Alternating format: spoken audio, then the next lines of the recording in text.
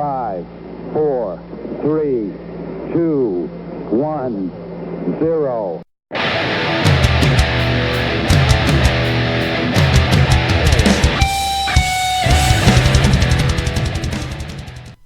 Welcome to your Media Mosh Podcast. I am your host, Shane Beauregard, coming at you with all your news, reviews, and previews out to watch on your streaming services, your television, in your local theater. I hope everyone had a great Halloween weekend. It is now come and gone, and we are already into November, which means Hallmark has already started their non-stop Christmas movies. So you get a barrage of Lacey Chabert, Candice Berry, and Winnie Cooper. That seems to be the rotation of women who are in all these Hallmark movies, and that's fine. But again, I hope everyone had a good Halloween. This year, our Halloween got rescheduled. Yes, that is a thing. When I was coming up, like I'm sure most of you listeners out there, if it happened to rain on Halloween, it just rained on Halloween. And you either got your candy or you didn't. But now, and it's a good thing. I'm not trying to be that old man in this case. But yeah, we ended up trick-or-treating on Friday night. And the coolest costume I saw was donned by a 1-year-old whose parents put him in a toy Trans Am and dressed him up like Smokey, like Burt Reynolds from Smokey and the Bandit. And it was actually pretty fucking cool. So hats off to those parents of that 1-year-old. So let's roll into some news. As of November 1st, Apple TV came out and they had 4 shows. The morning show and C are the 2 big ones they're promoting. Jennifer Aniston, Steve Carell, Reese Witherspoon morning show, which is sitting at 60%. And the Jason Momoa Project C, which is sitting at 31%. So I'm not hearing really great things about their initial run of shows. I finally signed up for Disney Plus, which comes out December 12th. So that's going to be a whole weekend, I'm sure, of watching a bunch of stuff. I forgot to mention this last week, but I'll go ahead and get this done. I want to salute you, Suzanne Summers. Why? Because you recently turned 73 within the last 2 weeks, and she's been getting a rash of shit from the internet trolls. And I just have to laugh. You're 73, you want to take a topless picture? I salute you. All these women need to leave her alone. And the picture wasn't even that flattering, I must say. She's basically, it looks like she's taking a dump off the side of a road because she's sitting down and she has shorts on, for God's sakes, and she has her hands around her top. So people are like, oh, you're 73, you shouldn't be doing that. Let her be her in this case. Good for her. You're 73 and you're full of life. Not only that, she still says she has sex with her husband 2 times a day. Now, I don't know how much I believe that, but again, that is an extreme outlier, but still. And she's getting crushed for being open with her sexuality. Again, prudes, calm down. Take off the granny panties every once in a while. Shake it loose. Leave her alone. Hats off to you, Suzanne Summers. They announced that they're doing a Into the Spider-Verse sequel that comes out in 2022. Also, Ant-Man 3 is going on, and the first 2 movies were fine, don't get me wrong, but do we really need an Ant-Man 3 at this point? But they're going to go ahead and do it. The Game of Thrones showrunners, Benioff and Weiss, their new Star Wars trilogy got canceled so they can focus more on their Netflix projects, which we don't even know what those are yet. More got news. The Long Night has been canceled as a prequel. That one was supposed to star Naomi Watts, but they did go ahead and pick up House of Dragons, and I'm sure we're several years away from that even coming out. HBO Max is doing a Green Lantern show, which I don't know. I'm pretty sure DC streaming is going to be shutting down. WB is going to be merging with HBO, it seems like, because Doom Patrol Season 2 is going to run concurrently on the DC streaming platform as well as HBO Go. So I'll keep you updated on that. But I'm pretty sure we are ending the run of DC streaming, which, granted, they're putting quality shows out. I mean, they really are. But there's just not enough of them. There's just not enough content to keep me around. But with Titans and Doom Patrol and even Swamp Thing. And so far, Titan Season 2 has been a home run. So I'm hoping if they merge or whatever the hell they're doing with HBO, I hope HBO keeps the Titans going on for a little while. So I'll keep you updated with that. The big trailer of the week was The Witcher dropped its final trailer. It's coming out December 20th, starring Henry Cavill, and it looks epic. I mean, I don't know the production of this show, but it looks like Netflix just threw a ton of money in here. I am on board. That is my binge show for Christmas. I mean, who you line up? Probably have it done before Christmas. But go check that Witcher trailer out right now. So go check that trailer out right now on YouTube. Also, it came to my attention, since I am on Twitter just a little bit. Not only is November No Shave November, but now it's No Nut November. You heard that correctly. Hashtag No Nut November. That means you're abstaining from sex for the entire month of November, which I don't know who came up with this. Probably a single person. I have to imagine they're one of these church-going Jesus people, which is fine in your own right. But this didn't come up from a married man. Depending on how long you've been in the game, that faucet gets turned down until it's a fucking drip, okay? Now, if you're in a drip situation and it's November and your wife happens to be in the mood, you're not shutting that down. I guarantee you're not shutting that down. So I just literally want to kick the guy in the nuts who came up with this thing. Go check it out on Twitter. Some weird crap on Twitter. So let's go right into what's out on Netflix right now. You got the Timothy Chalamet movie. I know it's a French last name and I'm not pronouncing it right, but I like the way I say it. He has The King out right now, and that's one of my reviews for in just a little bit. You have Atypical Season 3. End of the Fucking World Season 2 comes out November 5th. She-Ra Season 4, for for the kids, comes out November 5th as well. And you also have a Seth Meyers stand-up. Then on the 8th, you have also for the kids, the Green Eggs and Ham series and the family movie Let It Snow. Now, there are other big releases in the month. You have The Crown Season 3. And you also have The Irishman finally coming November 27th. So it is a pretty big month for Netflix. As you know, every week I'll keep you posted on what's coming out on Netflix. Right now on Amazon Prime is Jack Ryan Season 2, and I will be starting that this week. So let's turn our attention to the top 5 at the movies. Pretty sad weekend at the movie theater, I have to say. Coming in at number 5, you have The Addams Family bringing in $8.5 million. You have the new release, the Harriet Tubman movie, bringing in 12. You have Malsyphilis bringing in 12.2.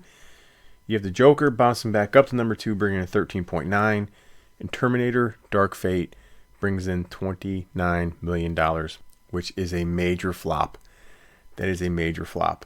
The production was set between 185 and 190. Then whoever knows what they threw for marketing. So I read today they have to at least make 450 mil to break even. And I don't know what it's doing internationally, but that's the only way this thing is getting saved. Next week in the theater, you have the Ewan McGregor, Mike Flanagan Shining sequel, Dr. Sleep, which is sitting at 74% of Rotten Tomato. You have the Midway movie coming out as well, and you have Taika Waititi's, did I say that right? Taika Waititi's Jojo Rabbit getting a wide release, and that is at 79%.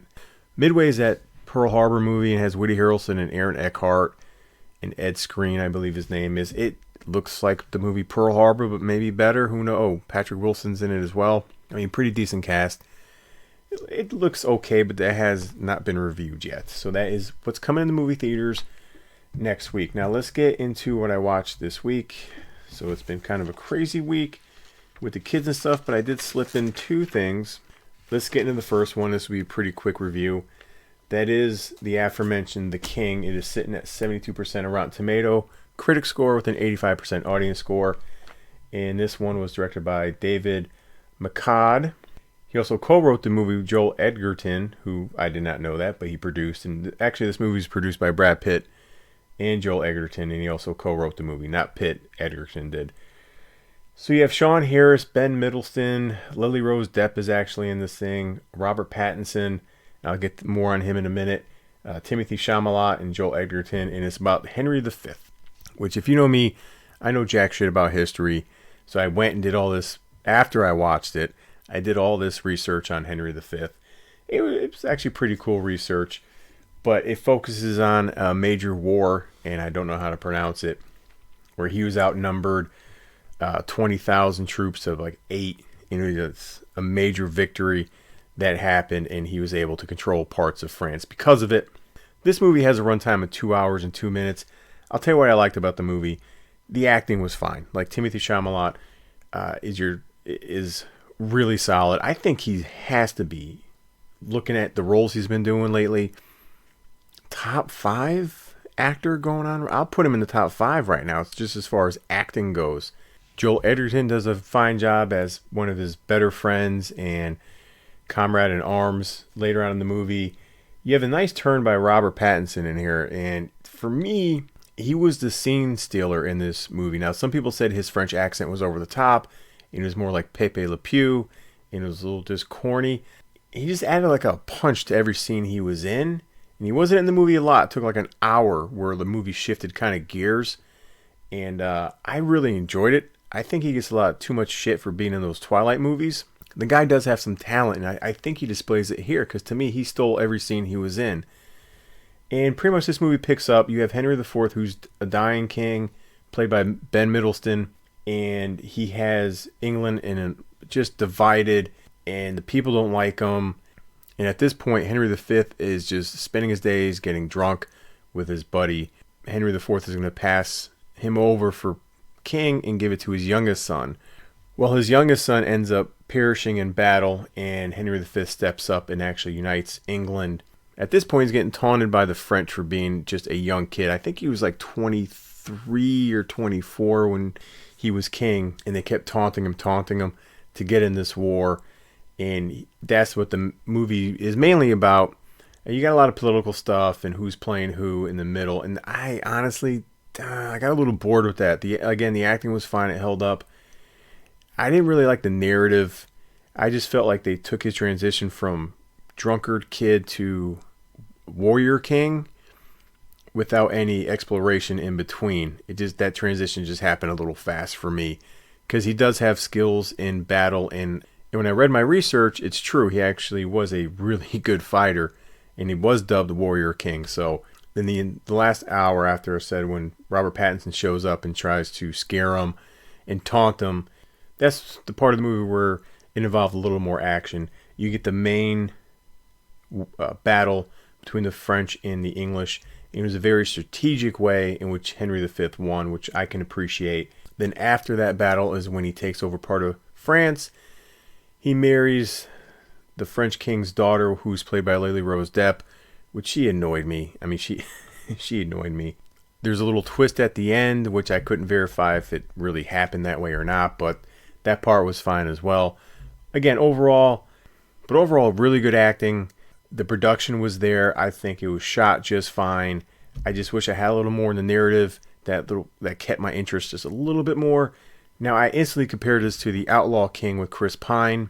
It's about the same. If you did like The Outlaw King, you'll like this movie. I mean, if you've seen one battle scene, you've seen them all. Even though this was a pretty good one, and I liked the way it ended. But let me tell you, man, sometimes I get caught up in watching these battle scenes, and I can tell you, if I'm not flinging arrows from 500 yards away, I'm a deserter. Like there's no doubt about it. I am not running down a hill with a broadsword or an axe or a hatchet or anything of that nature. I'm just not doing it. It's not my DNA. It's not my nature. Again, if I'm not flinging arrows or being one of those trumpet boys, I am out. Is The King a must-watch? No. If you're into historical movies, then yes, I think you'll have a good time with it. So I would give The King a 3.0 out of 5 for me. And my last review is something I was on the fence about, and then ultimately I was looking forward to. That is Terminator Dark Fate.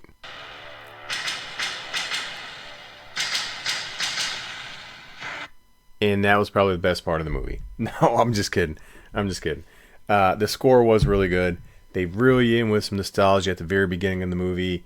You get the Sarah Connor interview when she's talking to a psychologist and no one believes her, and it kind of hooks you right in. And before I get all over the place with this fucking review, if you're a diehard Terminator fan, the opening scene is either going to really piss you off or you're going to be okay with it. I'm on the fence about it. The more I sit here and stew, it really bothers me, and I'll get into more of that later. So So let's just start off with the cast. Of course, you have Linda Hamilton coming back as Sarah Connor. You have Natalie Reyes playing the new heroine, Danny. You have Arnold back, of course. Mackenzie Davis is a new addition playing Grace. And Gabriel Luna, a.k.a. Ghost Rider, is your new Terminator playing a Rev 9 model. And you get the action in this movie, I would say it's really good. It can get repetitive with the car chases and all of this. I liked it. The only part that got to me, and I have to be perfectly honest with you, is some of the action seemed really realistic. And then all of a sudden, you'll get a jump or something that happens and it looks really CGI. Especially with the Rev 9 jumping around sometimes. It just came off as like glossy looking and just super cartoony. But other than that, the action sets were just fantastic. Again, way over the top towards the end. Tim Miller knows how to direct action, that is for sure. So this movie starts you off with some really good stuff within the first 20 minutes. Then the last act of this movie is very entertaining. And they lose you with the narrative in between. All the exploration stuff is kind of lost on me. And it gets me a little frustrated when I sit here and think about it. So you got Mackenzie Davis coming back, sent back from 2040, where you have one timeline, and she's sent back to now save Danny again, the new Sarah Connor. This movie takes place in 2020. Starts you off in Mexico City and kind of goes from there. As the Rev 9 is hunting him down, he has him pinned on this highway, and that's when you get introduced to Sarah Connor. She has been, through the years, the last 22 years, getting drunk during the day, blacking out at night, and in between that, killing Terminators who, her locations are revealed to her by some mysterious texter, because apparently this texter can tell when there's a disturbance and when there's a new Terminator going to pop up, and then she takes care of him. I loved her in this movie. She was great. She played that grizzled, weathered, badass woman again. I didn't think she was over the top. Some people did. I really liked her in this movie. And one of the best parts of this movie is Arnold Schwarzenegger when he shows up, a.k.a. Carl. When Carl gets introduced, he has some really heavy lifting. And I love how they wrote him into some very pivotal scenes towards the end of this movie. Mackenzie Davis, I've been a fan for years. She's in that show no one watches or watched, *Halt and Catch Fire*. And then recently she was in Tully. She's been in some good stuff. Blade Runner 2049 and The Martian. So I feel like she is skyrocketing. So the storyline to me is just very repetitive. They don't really add anything new to it. They're just trying to protect Dora the Explorer from getting killed by this Rev 9. In the Rev 9 I did like. Some people didn't like it. But apparently he's like a combination of the T-800 and T-1000, like he can survive outside of his robotic skeleton self and kind of morph into that gooey, slimy jelly guy. So I did like that aspect. And, Ghost Rider did an okay job. I mean, he's pretty stoic throughout the whole thing. He was fine. So if you look at this movie on face value for what it did, it entertained me. It did. It was a lot of fun. I wasn't really bored. And the performances are really good. It's just, here's my question. It seems like, and I don't know why James Cameron's name is attached to this thing, because I don't know why. I don't know if they have something on them. But if you're going through the trouble of retconning Terminator's history, why are you retconning it when you're going to go into when you end up on the same path anyway? So what I mean by that is there's no more Skynet. Skynet's done because Sarah Connor and Arnold in the T2, this picks up 22 years later from T2, they stop Skynet. Fine. Now this new artificial company or something happens called Legion, where Legion pretty much tries to wipe out humanity and is doing a pretty good job. And that's my point. So instead of Skynet, you're just replacing it with Legion, and they know how to send Terminators back. So if Skynet never happened, did they just get the patents from these Terminators? Like, how are they sending Terminators back? Or this one? Coincidentally, they're just making a Terminator. The other thing Arnold mentions, or Carl mentions, no, that's a spoiler. I'm not going to get into that. But again, the opening scene, it did bother me because that now means for me, there's a lot of stuff that just really doesn't fucking matter anymore. And I don't know why every Terminator tries to reboot and erase history to launch a new chapter in the Terminator. Just like Genesis did, just like the Christian Bale one, which I did kind of like that one. It just seems like they go out of their way. And especially in this case, it's just like if you're going to divert your path and you end up in the same path anyway, then why even try to divert it or retcon stuff and change stuff? It just didn't matter. And let's get to Dora the Explorer here, your main character, Danny. I got on board with her the longer the movie went on. She's a pretty one-dimensional character. They did not do enough for me to even give two shits about her, one. And two, her transition from helpless woman on the run, or this helpless woman, to all of a sudden you're, kick-ass heroine. That transition was pretty weak. And it's not her fault. Like, she did fine by the end of the movie. I just think the writing let her down, especially. There was a scene here where they're training her up towards the end to take on the Rev 9. And she's at a gun range. She's never shot a gun before. And she's missing everything wildly. And here comes Sarah Connor's like, just pretend a Terminator just killed your family. All of a sudden, she's shooting all the fucking watermelons off the posts 50 yards away. Give me a fucking break. That was pretty fucking lame. The Mackenzie Davis Grace, to me, she really stood out in this role. She kind of reminded me of Robin Wright at the beginning of this movie, but she comes back as what they call an enhanced human. So not really machine. Think Jean-Claude Van Damme in Universal Soldier, but she wasn't dead to begin with. She was wounded in war, and she went to some procedure that kind of gave her enhanced speed, strength. But be careful, because if she overdoes it, then she needs insulin and water, and she just kind of shuts down. And she needs ice on her, a la Jean-Claude Van Damme in Universal Soldier. Yeah, so let me see what other notes I have. The other notes are all fucking spoilers.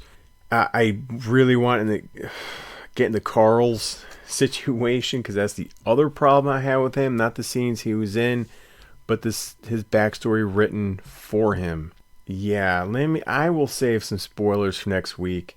I'll let everyone who wants to watch this just go ahead and watch it. And I will definitely circle the wagons back to this, because his storyline to me was laughable. And he did get the biggest laughs out of this movie, was Arnold. Yeah, everything else I'm going to talk about is spoilers. So just to recap really, really quick here. Great action, some really solid performances, but everything in between. The narrative to change the Terminator history and carry on from T2 just didn't really work for me at all. And I honestly don't see this franchise going forward.